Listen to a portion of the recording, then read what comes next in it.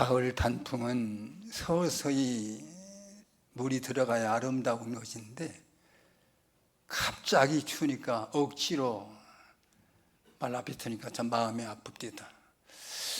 전부 다 기후 변화 때문에 일어난 현상인데 이런 것까지도 우리 인간들은 회개해야 됩니다. 자연을 잘 관리하지 못한 탓. 자, 데살로니가 전서의 중심 주제라고 할 수 있는 예수 그리스도의 재림과 관계를 다룬 바울은 이제 이 서신을 마무리하는 단계에서 성도들이 가져야 할 바른 자세를 요약해서 교훈합니다. 즉 바울은 먼저 성도들에게 그들의 영적 지도자인 목사와 장로들을 존경하고 사랑해야 할 것이며 대인관계에 있어서 사랑과 겸손으로서 이웃과의 화평을 유지해야 함을 교훈하고 있습니다. 그리고 이어서 오늘 본문에서는 하나님과의 관계에 있어서 성도는 항상 기쁨 가운데서 기도에 힘쓰며 감사함으로써 성령 충만한 삶을 힘써야 할 것을 교훈하고 있습니다.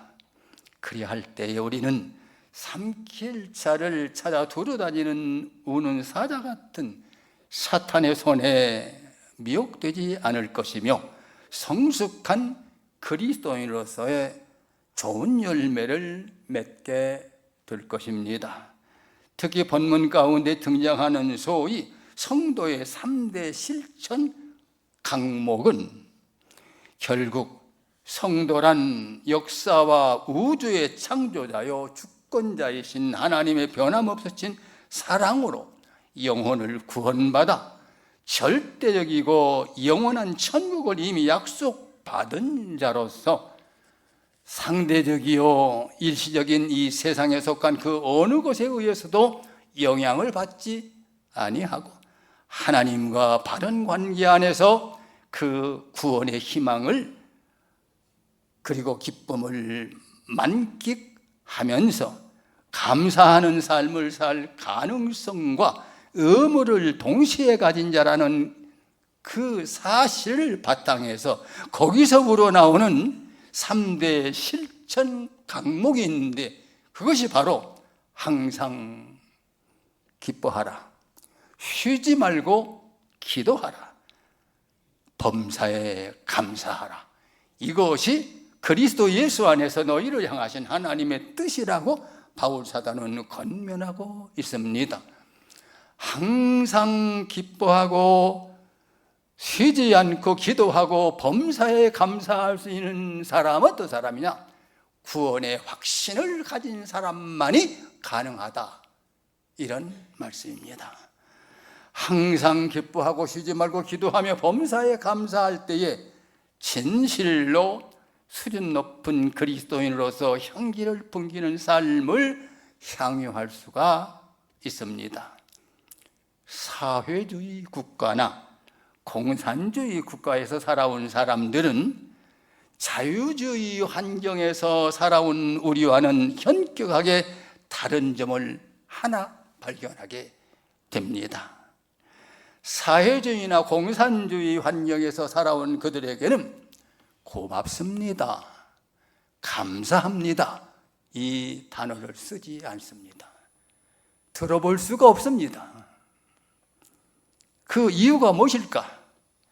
그것들은 혁명에 의해서 만들어진 사상이기 때문에 그래요. 공산주의, 사회주의, 혁명에 의해서 만들어진 것입니다. 혁명에는 감사가 없습니다. 혁명이란 그 말 자체의 개념을 깊이 연구하여 분석해 보면 나 아닌 다른 사람, 나 아닌 그 무엇에 그 책임이 있다는 생각에서부터 비롯됩니다. 이러한 철학을 근거로 혁명을 일으키고 공산주의를 이룩하는 것입니다. 다시 말해서 내가 가난한 것은 부유한 사람들 때문이다, 노동자인 프롤레타리아가 고생하는 것은 기업을 경영하는 경영주인 부르주아 때문이다. 사회가 혼란한 것은 정치 때문이다. 그러므로 가진 자, 아는 자, 높은 지위에 있는 사람을 다 없애버려야 된다. 다 똑같이 만들어버려야 된다는 겁니다. 이것이 혁명의 철학입니다. 혁명하는 사람치고 모든 잘못이 내게 있다고 하는 사람은 한 사람도 없습니다. 만약에 책임이 내게 있다고 하는 사람이 있다면 그 사람은 혁명 못할 사람입니다. 자, 그들은 전적으로 책임을 남에게 떠넘깁니다. 나 아닌 그 무엇, 이를테면 사회 구조니 정치 구조니 하는 것에 책임을 전가하고 투쟁하려고 합니다. 투쟁하여서 얻은 것에는 감사가 있을 수가 없습니다. 80년 내내 혁명이요, 아직도 혁명이 끝이지 않고 있는 것입니다. 혁명하는 그 마음에는 감사가 없습니다. 싸워서 얻은 것에는 당연히 감사가 없습니다. 오래전에 신학대학원 교수들이 방학 동안에 저 중국 연길 지역 전도 선교지를 방문한 일이 있었습니다. 거기 간 김에 백두산 천지를 이제 구경하려고 백두산에 올라가게 되는데, 그런데 백두산 정상은 일기가 매우 변덕스러워서 청명한 날이 거의 없다는 거예요. 그래서 며칠을 잡아서 올라가 봐야 청명한 날씨를 볼 수 있다는 것입니다. 그래도 이제 왔으니 하루라도 올라가 봐야죠. 백두산 천지에 들어가려면 연길에서 이제 하룻밤을 묵고 그 이튿날 자동차로 비포장 도로를 몇 시간 달려야 합니다. 그래야 백두산 입구에 도착이 됩니다. 거기서 다시 하룻밤을 있고 이른 새벽에 걸어서 백두산을 올라갑니다. 백두산을 올라가면서 목사님들이 마음속에 기도합니다. 하나님 아버지, 여기까지 왔더니 제발 날씨를, 좋은 날씨를 주셔서 그 백두산 천지의 그 장엄한 하나님의 그 창조의 솜씨를 보고 올 수 있도록 해주세요 하면서 마음속으로 반복하면서 백두산을 올라갔는데 하나님이 그게 들어주셨어요. 탁 백두산에 올라갔는데 얼마나 아름다운지 구름 한 점이 없습니다. 그래서 정말 하나님 앞에 감사하면서 참 아름다워라 주님의 세계는, 저절로 이 찬송이 막 우러나옵니다. 즐겁게 관광하고 하산을 했습니다. 이제 백두산 아래 내려오니까 북한 주민으로 여겨지는 사람들이 줄줄 따라옵니다. 따라오면서 그 장례삼을 사라고. 장례삼은 산에다 사람이 심어서 가지고 거두는 거죠. 그러면서 하는 소리가, 선생님들 그 백두산 올라갔다가 청명한 날씨가 아니어서 그냥 참 허탈하게 돌아온 사람이 많은데 오늘은 어떻습니까? 잘 보셨나요? 그래서 우리는 하나님을 믿는 사람입니다. 그래서 올라갈 때 하나님께 부탁을 드렸습니다. 하나님께서 구름 다 꺼져주시고 맑은 참으로 하나님께서 만든 그 아름답고 장엄한 그 모습을 보고 올 수 있도록 해달라고 기도했더니 정말 가관입니다. 그랬더니 무식이 하나님이냐는 겁니다. 무슨 하나님이냐는 겁니다. 그러면서 선생님들이 오늘 운수가 좋은 날이다. 그러면서 그냥 달아납대다. 장례삼이고 뭐고. 여러분, 운수를 찾고 재수를 찾고 이런 것 찾는 사람은 감사할 줄 몰라요. 그런 사람은 하나님의 뜻을 모르죠. 하나님을 모르죠. 모든 것이 다 운수죠. 내가 운수가 좋다. 내가 운이 좋아서 이렇게 됐다, 이렇게 생각하는 것이죠. 일진이 좋았다, 이렇게 여기는 자연주의자, 무신론주의자는 감사가 없습니다. 또한 노예에게도 감사가 없습니다. 뿔이라는 영화가 있었습니다. 아마 연세 많으신 분들은 그걸 다 보셨을 줄로 생각이 됩니다만은, 그 영화를 보면 멀쩡한 사람을 이 노예 상인들에게 붙들려 가서 쇠사슬에 묶인 채 온갖 고생을 다 합니다. 이후로 평생을 노예로 살아갑니다. 그렇게 고통스럽게 하루하루를 사는 그들에게 감사가 있겠습니까? 아무리 좋은 것을 보아도 노예이기 때문에 감사하지 못합니다. 노예라는 것 하나로 평생을 감사 없이 살아갑니다. 또한 식민지 백성에게도 감사가 없습니다. 나라를 빼앗겼다는 서러움 때문에, 또 그 원한 때문에 감사가 있을 수가 없습니다. 저는 지금도 이해할 수 없는 것은 우리나라 사람들 가운데 친일파가 많다는 거 이해를 못합니다. 나라를 침탈하고 젊은 여인들을 성노예로 끌어가고 젊은 청년들을 탄광으로 보내서 노동 착취하고 임금도 제대로 주지 못하고 이러다가 얼마나 많은 사람이 죽었습니까? 언어까지 쓰지 못하겠습니다. 우리 땅을 자기네 땅이라고 팍팍 우겨대는 그런 사람들을 어떻게 좋아할 수 있습니까?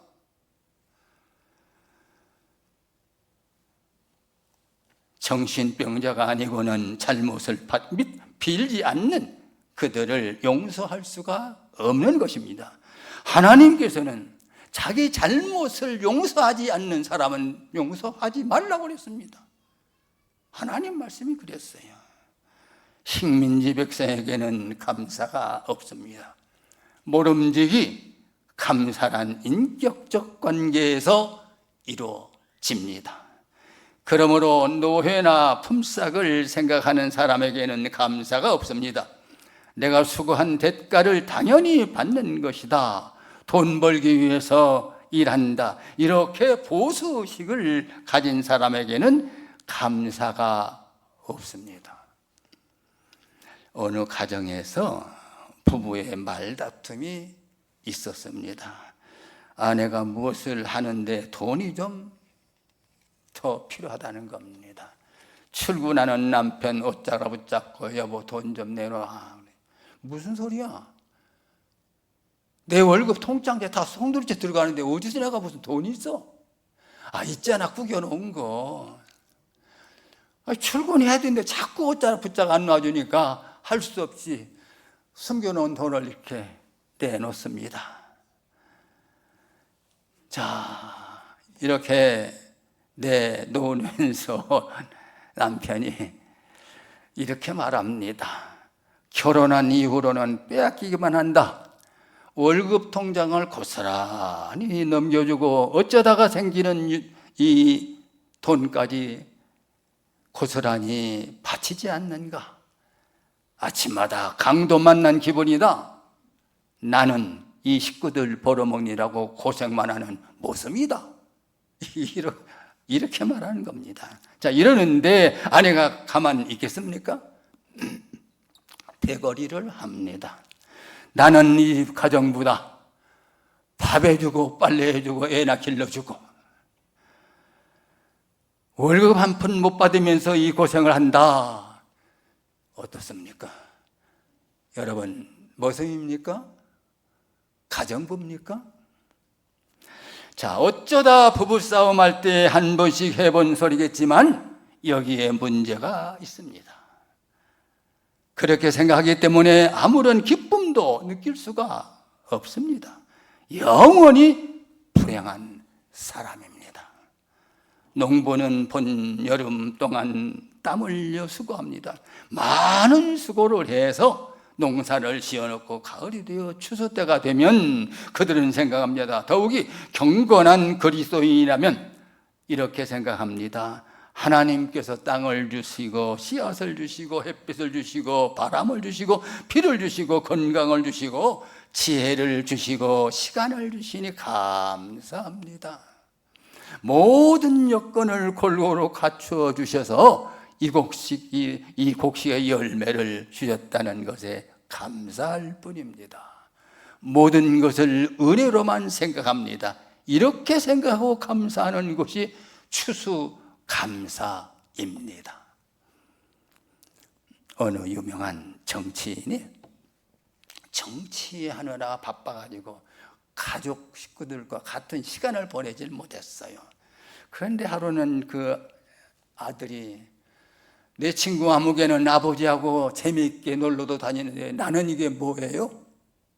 불평을 합니다. 그 말을 들은 아버지가 그렇기도 하겠거든요. 그래서 좋다. 하루 시간을 냈습니다. 그래서 하루를 아들을 데리고 낚시질을 갔습니다. 온종일 낚시를 하고 돌아왔습니다. 그리고 그날 밤 잠자리에 들기 전에 각자 일기장에 하루를 기록을 했습니다. 오늘은 아들과 함께 날이 낚시하느라 하루를 낭비했다. 이건 아버지가 이렇게 쓴 것입니다. 아들은 오늘은 아버지와 함께 낚시질로 아주 즐거운 하루였다 라고 썼습니다. 여러분, 똑같은 사건인데 한 사람은 즐거웠고 한 사람은 괴로웠습니다. 여러분은 어떤 마음가짐을 가지고 세상을 지금 살아가고 계십니까? 이거 심각한 문제입니다. 똑같은 상황, 똑같은 자리에서 똑같은 시간을 보내고 왔는데 한 사람은 시간을 낭비해서 마음 아파하고 한 사람은 즐거워서 기뻐질 줄 모릅니다. 이게 인생살이에요. 대단한 것 아닙니다. 어떤 생각을 하고 가지고 사느냐에 따라서 그 사람이 행복할 수도 있고 불행할 수도 있는 것입니다. 불평하면 자유인이 아닙니다. 감사가 없으면 노예입니다. 불평하면 비참해집니다. 불평함으로 절망하게 됩니다. 불평하면 하나님의 은혜도 보이지 않습니다. 하나님의 뜻에는 결정적인 의지와 소원적인 의지가 있습니다.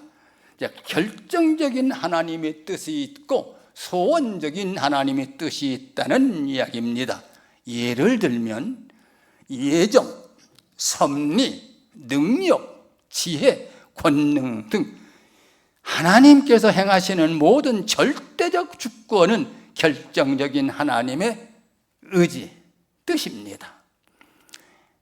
이것은 불변하며 불가항력입니다. 또한 의도적이고 포괄적이며 무조건적입니다.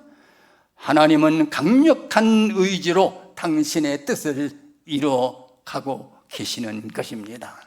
반면에 소원적 의지는 인격적이며 조건적이기도 합니다. 이를테면 우리가 자녀를 낳으면 이름을 짓습니다. 아이들의 이름을 지으면서 부모는 저마다 자녀에 대한 소원을 가집니다. 너는 장차 이런 사람이 되어다오 하는 부모의 소원입니다. 어떤 여건에 준한 것이 아닙니다. 처음부터 가진 소원이에요. 이것이 소원적 의지입니다. 우리는 그 소원에 맞도록 소원이 이루어지게 하고자 기도로 자녀를 키우는 것입니다. 자, 이제 본문으로 돌아가서 보겠습니다. 하나님의 우리를 향한 소원은 무엇입니까? 본문에서 말씀하듯이 기쁨과 기도와 감사입니다. 이것이 우리를 향하신 하나님의 뜻입니다. 항상 기뻐하라. 쉬지 말고 기도하라. 범사에 감사하라. 이것은 하나님의 소원적 의지입니다. 여기서 우리가 반드시 짚고 넘어가야 할 것이 있습니다. 이 소원은 환경을 초월한 것이며 무조건적이며 절대적인 의미를 가지고 있습니다. 항상 쉬지 말고 범사에 곧 어떤 환경에서든지 어떤 경우에서든지 이것은 절대적이라는 이야기입니다. 하나님은 우리가 이렇게 되기를 원하십니다. 그러나 우리 인간들은 지극히 환경적이지요. 조건적이지요. 종속적이지요. 그러므로 있으면 기뻐하고 없으면 슬퍼합니다. 성공하면 좋아라 하고 실패하면 원망합니다. 잘 되면 기도하고 실패하면 원망합니다. 실패하면 기도도 않습니다. 답답하면 하다가도 조금 열리면 또 하지 않습니다. 26학년도 대학 수학능력시험이 이번 주 목요일입니다. 고3 자녀를 둔 기독교 부모들은 새벽 기도에 열심히 교회당에 나와 애쓰는 것까지는 고마운 일이고 잘하는 일이다 싶습니다만은 시험이 끝나면 다음 날부터 나오지를 않습니다. 이것이 문제입니다. 변덕입니다. 이럴 때 기도하고 저럴 때 안 하고, 이럴 때 조금 진실하게 하고 저럴 때 건성으로 하고, 이것이 인간입니다. 그러나 하나님의 뜻은 그렇지가 않습니다. 하나님께서는 우리가 늘 기뻐하기를 원하십니다. 모든 일에 늘 감사하기를 원하십니다. 단순히 원하시는 것이 아닙니다. 나아가 이 소원적 의지를 결정적으로 바꾸십니다. 하나님께서 우리를 그러한 사람으로 만드십니다. 여러분, 어느 때에 기쁨이 있습니까? 어느 때에 기도하십니까? 어느 때에 감사합니까? 실제적으로 보면 이것은 아주 상대적입니다. 주었다가 빼앗고, 성공했다가 실패하게 하고, 건강하게 했다가 병들게 해야 합니다. 그렇게 하지 않고는 기뻐할 줄도 모르고 기도할 줄도 모르고 감사할 줄도 모르는 것이 어리석은 인생들입니다. 갖지 못했다가 가지게 되면 기뻐합니다. 모르다가 알게 되면 기뻐합니다. 조금 더 가지게 되면 조금 더 기뻐합니다. 그러나 이것은 순간적입니다. 다시금 원망이 생깁니다. 더 못 가진 것을 원망하게 되고 더 배우지 못한 것을 원망하게 됩니다. 본디 기쁨이란 것이 그렇습니다. 지극히 순간적이고 가변적입니다. 잃어버렸다가 얻고 병들었다가 낫게 되면 거기에 기쁨이 있습니다. 기도도 그렇습니다. 우리가 항상 기도하고 계속적으로 기도해야 하는 줄을 압니다마는 그렇게 하기가 참으로 어렵습니다. 어떤 분이 이런 말을 합니다. 나는 왜 하는 일마다 손을 안 보는지 모르겠어. 정말 내 삶이 너무너무 고통스러울 뿐이야. 그분에게 물어봤습니다. 그래, 정말 모두 손해만 보았습니까? 그는 대답합니다. 그렇지만은 않습니다. 그런 무엇을 얻은 것이 있습니까? 삶이 너무너무 고통스러워서 하나님 앞에 나오게 되었고, 답답하니까 기도하게 되었습니다. 이러는 거예요. 당신 수지 맞았습니다. 이 사람은 고통스러운 일이 없었다면 하나님 앞에 안 나올 사람입니다. 하나님의 택한 백성이 하나님은 멀리 떠났을 때 그를 부르기 위해서 고통을 줍니다. 천부여 의지 없어 손들고 옵니다 하고 돌아올 수 있도록 무섭게 가격을 하십니다. 죽지 않을 만큼. 여러분, 하나님께서는 우리에게 더 소중한 것을 주시려고 하십니다. 우리는 기도하되 쉬지 않고 기도하는 그것만으로도 만족해야 합니다. 기도하는 시간에 만족하고 한 번만이라도 성전에 나아가 기도할 수 있으면 죽어도 한이 없겠다는 간절한 마음이 있어야 합니다. 이것이야말로 죽을 뻔한 사람이나 가질 수 있는 마음인 것입니다. 감사도 그렇습니다. 감사가 어디에 있습니까? 가만히 보면 어떤 사고라도 크게 나서 죽을 뻔하다가 살아나야 감사합니다. 병에 걸려도 독감 정도로는 어림도 없습니다.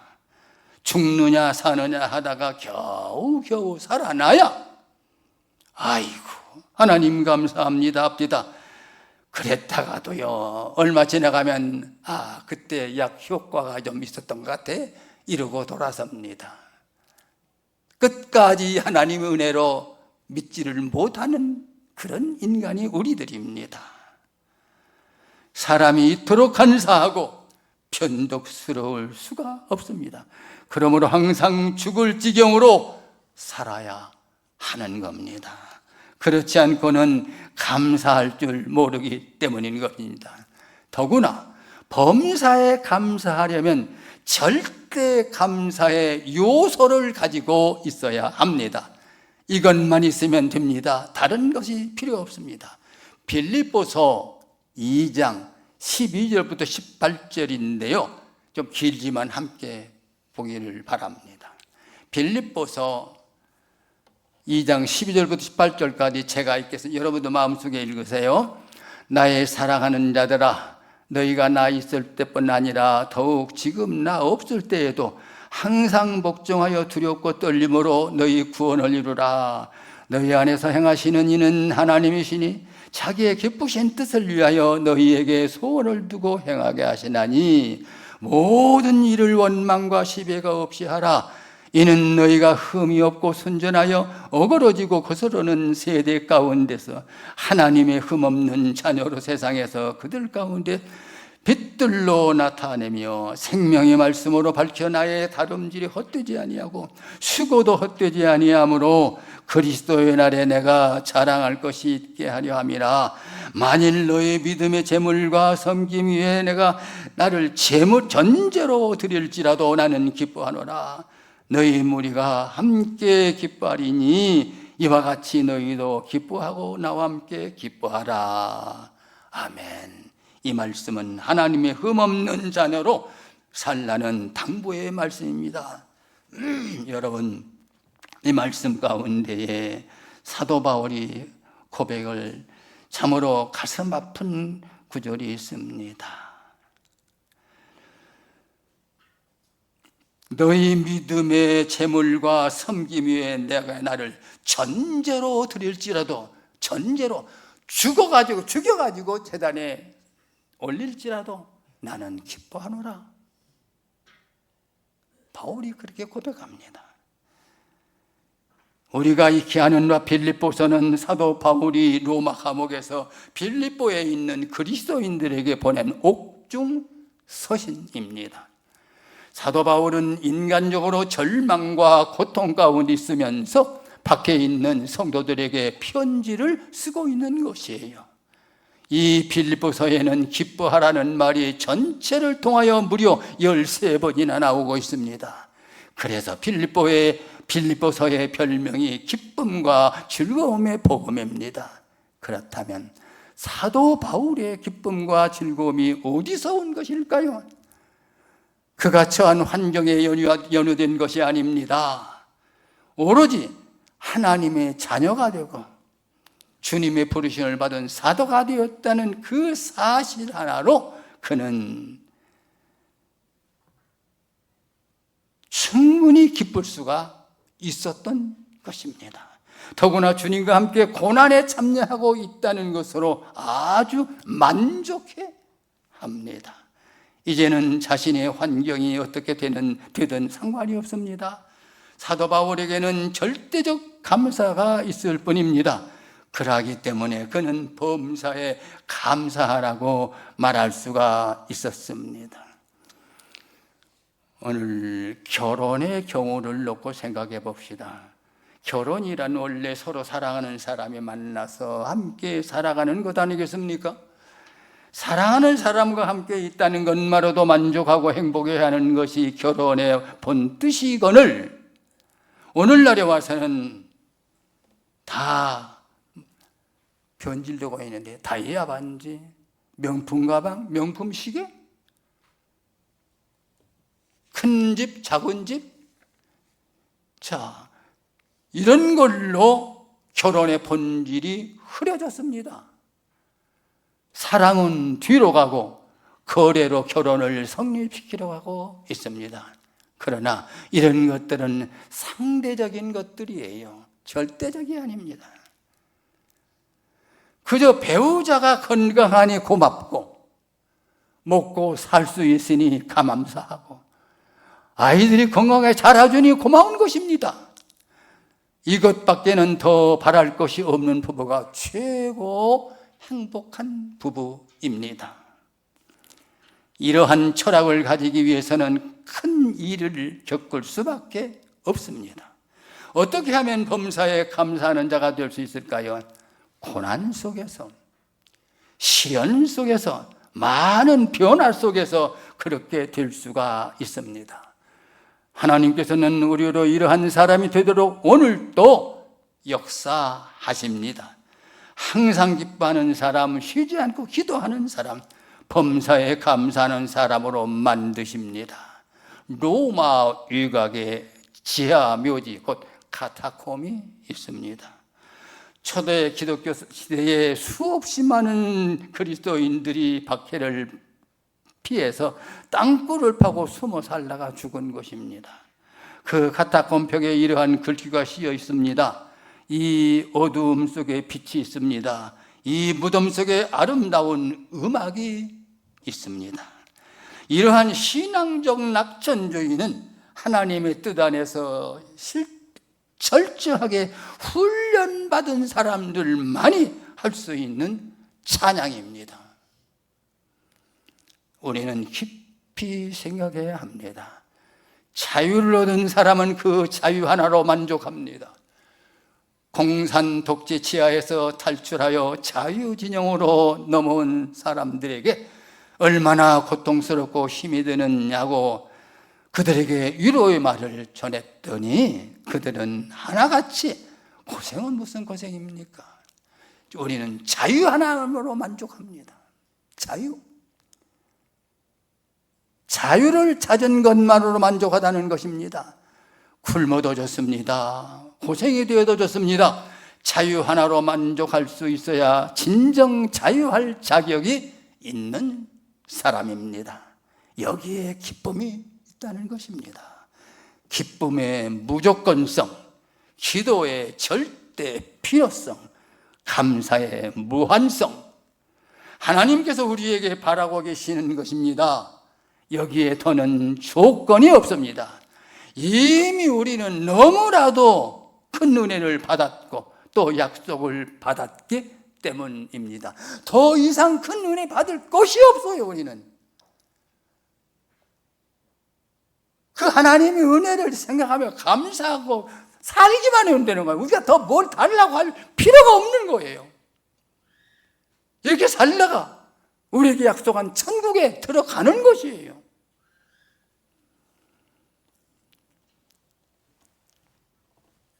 하나님께서는 우리로 예수 그리스도 안에서 하나님 말씀 안에서 성령 안에서 이 은혜를 알고 이 귀한 은혜와 감사를 밖으로 내보내고 이 은혜로 살아가기를 소원하고 계십니다.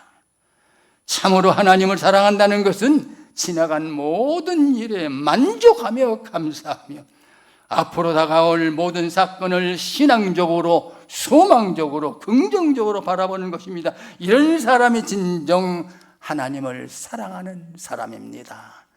기도 없는 기쁨이 있을 수 없습니다.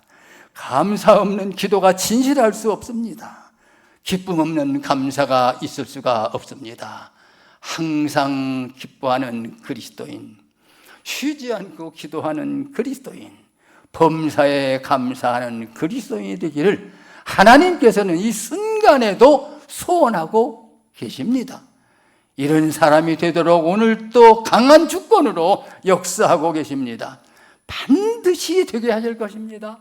종말론적으로 반드시 되게 하실 것입니다.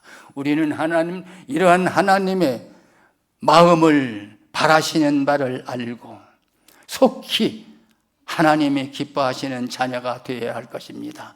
사랑하는 영혼교회 성도 여러분은 항상 기뻐하고 쉬지 말고 기도하고 범사에 감사하여 하나님의 뜻을 이루어드릴 수 있기를 축복합니다.